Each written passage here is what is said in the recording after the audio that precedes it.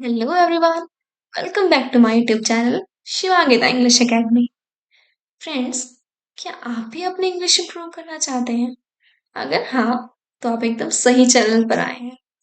आप और मैं मिलकर इस स्टोरी को रीड करेंगे। आफ्टर दैट इसमें जो डिफिकल्ट वर्ड्स होंगे उसके मैं आपको मीनिंग समझाऊंगी, जिससे आपकी वोकेबलरी भी इंप्रूव हो। तो चलिए देर किस बात की, जल्दी से वीडियो स्टार्ट करते हैं। राइट, तो आज की जो स्टोरी है उसका नेम है बी ग्रेटफुल। ग्रेटफुल का मतलब क्या है यहाँ? ग्रेटफुल का मतलब होता है थैंकफुल होना, शुक्रगुजार होना। चलिए पढ़ते हैं story. A rich land owner named Karl. एक समय की बात है, एक रिच का मतलब अमीर, land owner, land owner means जिसके पास बहुत जमीन है। जैसे जमीन के ठेकेदार होते हैं ना, बड़े बड़े जिनके पास बहुत जमीन होती है, वैसे एक आदमी था जिसका नेम कार्ल था। Often road around his vast estate. Usually वो अपने जो खरीदी हुई बहुत बड़ी जमीन थी उसमें घूमता था, so he could congratulate himself on his great wealth. ताकि वो अपने आप को और लोगों को जता सके उसके पास कितनी धन संपत्ति है, कितना पैसा है। One day while riding around his estate on his favorite horse। एक दिन की बात है जब अपने फेवरेट का मतलब पसंदीदा, जो बहुत पसंद हो, अपने फेवरेट हॉर्स पर घूम रहा होता है अपने ई स्टेट मतलब अपने इलाके में। ही सा हंस। वो एक आदमी को देखता है जिसका नाम हंस होता है। An old tenant farmer. Tenant farmer का मतलब क्या होता है? टेनेंट फार्मर का मतलब होता है जो फार्मर्स होते हैं जिनकी खुद की जमीन नहीं होती, बट वो दूसरों के लिए पैसों में उनके लिए काम करते हैं। ठीक है। हंस was sitting under a tree when Carl rode by। हंस एक पेड़ के नीचे बैठा होता है, वो तभी कार्ल जो रिच लैंड ओनर था वो उसके बगल से निकल जाता है। हंस said, I was just thanking God for my food. हंस उसी समय बोलता है कि मैं भगवान का शुक्रिया अदा कर रहा था ताकि उन्होंने मुझे ये खाना दिया। Karl protested. प्रोटेस्टेड का मतलब क्या है? विरोध। मतलब जिससे हम एग्री नहीं करते, जिससे हम सहमत नहीं होते, उसे प्रोटेस्टेड कहते हैं। काले से एकदम विरोध हो जाता है, मतलब उसको बिल्कुल ये चीज पसंद नहीं आती। क्यों? If that is all I had to eat I wouldn't feel like giving thanks. Karl कहता है कि अगर मुझे ये खाना मिले तो मैं कभी इसके लिए भगवान को थैंक यू नहीं बोलूंगा। क्यों? वो ऐसे क्यों कहता है? क्योंकि वो बहुत अमीर होता है, उसके पास बहुत पैसे होते हैं। ठीक है। हंस replied, God has given me everything. हंस उसे जवाब देता है, भगवान ने मुझे सब कुछ दिया। I need and I am thankful for it. वो कहता हंस कहता है कि मुझे इसकी जरूरत भी है और मैं भगवान का शुक्रगुजार भी हूँ जिसने मुझे इतना सब कुछ दिया। The old farmer added. फिर ओल्ड फार्मर बोलता है, it is strange you should come by today. Farmer बोलते हैं कि ये बहुत अजीब बात है कि आज तुम यहाँ आए हो। Because I had a dream last night. Dream का मतलब क्या होता है? सपना। क्योंकि मुझे एक सपना हुआ है। लास्ट नाइट मतलब कल रात। In my dream a voice told. मेरे सपने में मुझे एक आवाज आई जो मुझसे कहती है, the richest man in valley will die tonight.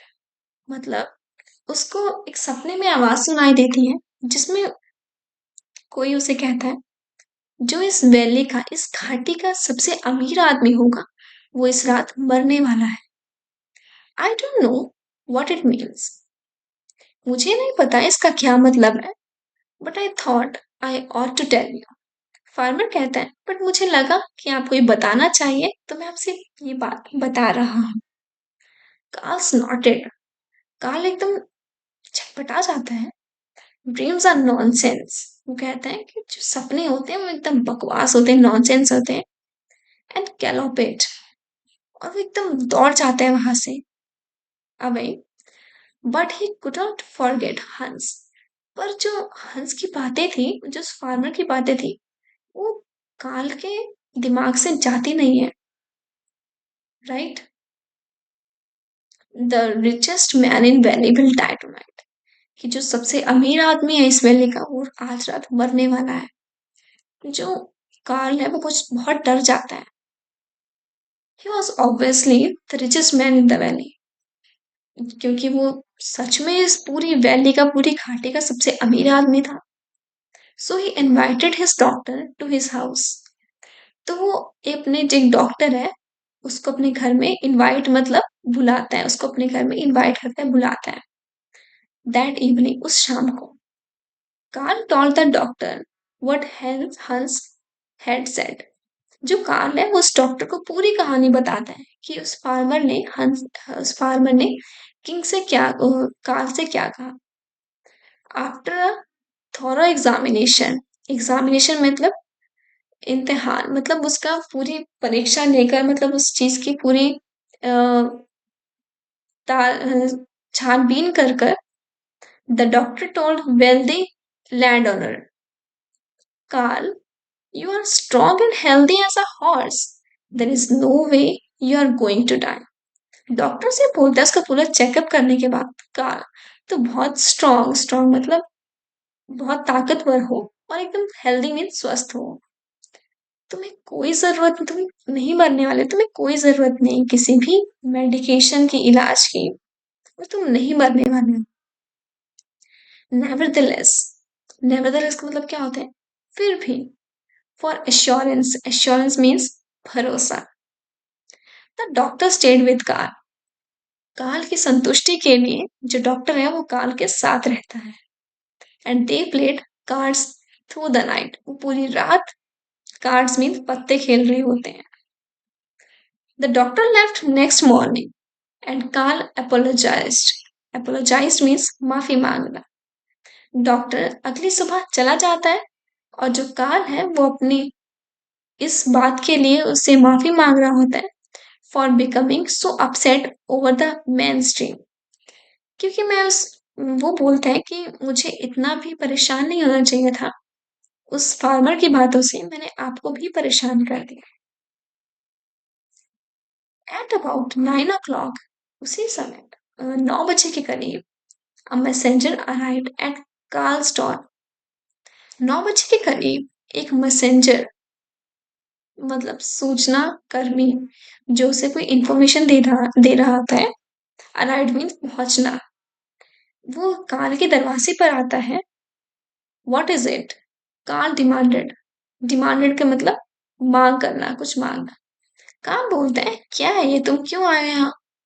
The messenger explained it's about old हंस। मैसेंजर बोलता है ये उस ओल्ड हंस, उस फार्मर के बारे में बात है। He died last night in his sleep, वो जो ओल्ड फार्मर था वो मरता है उस रात को। तो समझ रहे हैं आप, उस वैली में सबसे अमीर आदमी, धन संपत्ति से, पैसों से कौन था? वो तो काल था। पर जो फार्मर था उसके पास कोई धन संपत्ति नहीं थी, पर वो भगवान से बहुत खुश था, उन्हें बहुत थैंकफुल था, उसे संतुष्टि थी अपनी लाइफ से। तो उस रात रिचेस्ट आदमी, वो फार्मर मरता है, काल नहीं। तो इस स्टोरी का मोरल क्या है, अब ये पढ़ते हैं। You don't need money to be rich. आप जस्ट, ठीक है, be grateful what you have in life and will feel happier. इस मॉरल में, इस स्टोरी से हमें क्या सीखने को मिलता है? हमें ये सीखने को मिलता है कि हमें पैसों की जरूरत नहीं है रिच होने के लिए, अमीर होने के लिए। हम अमीर दिल से भी हो सकते हैं। किस तरह से? हमारे पास जो अपनी जिंदगी में, अपनी लाइफ में चीजें हैं, चाहे वो छोटी छोटी चीजें हैं, चाहे वो बड़ी बड़ी चीजें हैं, उनके लिए हमें थैंकफुल, हमें शुक्रगुजार होना चाहिए। हमें उन चीजों को लेकर, जो चीजें हमारे पास है, उसके लिए हमें खुश होना चाहिए कि भगवान ने हमें इतना सब कुछ दिया है। हमें ये सोचना चाहिए कि हमारे पास जो कुछ भी है हम उससे खुश हों, जो नहीं भी है वो भी हम पालेंगे मेहनत से। बट उसको देखकर ये नहीं करना चाहिए कि हमारे पास ये नहीं है, तो अपनी ज़िंदगी ऐसे ही जिए, रोते-रोते, ठीक है? तो thankful for everything you have in your life, ठीक है? तो इसमें जो डिफिकल्ट मीनिंग्स वर्ड्स हैं उनकी मीनिंग जानते हैं। ई स्टेट मीन्स संपदा। ई स्टेट का मतलब जो जगह होती है, जमीन होती है। वेल्थ मीन्स संपत्ति। संपत्ति मीन्स प्रॉपर्टी, जमीन जो हो, किसी के पास जो खरीदता है, पोजेस करता है। प्रोटेस्टेड मीन्स विरोध, किसी चीज का विरोध करना, राइट। वैली मीन्स घाटी। घाटी मतलब जो पानी के पास हो जगह, वो इसे पूरी घाटी बोलते हैं। नॉनसेंस मीन्स बकवास। नॉनसेंस मतलब जिस चीज का कोई सेंस ना हो, जिसका कोई मतलब ना हो। गैलोपेट मीन्स सरपट, मतलब बहुत जल्दी से। एग्जामिनेशन मीन्स इम्तिहान, मतलब परीक्षा। लैंडर मीन्स जमींदार, जिसके पास बहुत सारी जमीन हो। नेवरदलेस मीन्स फिर भी। एश्योरेंस मीन्स भरोसा। अप्रोजाइज मीन्स माफी मांगना। अराइव्ड मीन्स पहुंचना। डिमांडेड मीन्स मांग कर। राइट, तो आज की हमारी स्टोरी खत्म हो चुकी है। फ्रेंड्स, अगर आपने इस स्टोरी से कुछ भी सीखा एंड अगर आपको लगता है कि इस स्टोरी को पढ़कर समझकर आपने कुछ भी सीखा, राइट, आपको अच्छा लगा, तो प्लीज इस वीडियो को जरूर लाइक कीजिएगा। एंड अगर आपने इस चैनल को सब्सक्राइब नहीं किया तो जल्दी से सब्सक्राइब कीजिए एंड बेल आइकन को भी दबा दीजिए, ताकि हमारी सारी वीडियोस सबसे पहले आपके पास पहुंचे। इस स्टोरी में जो डिफिकल्ट वर्ड्स हैं, आप इनके सेंटेंस बनाकर कमेंट सेक्शन में लिखिए, ताकि आपकी जो इंग्लिश है, जो सेंटेंस मेकिंग है, वो भी इम्प्रूव हो और हमें भी बहुत अच्छा लगे। तब तक के लिए थैंक यू, गुड बाय।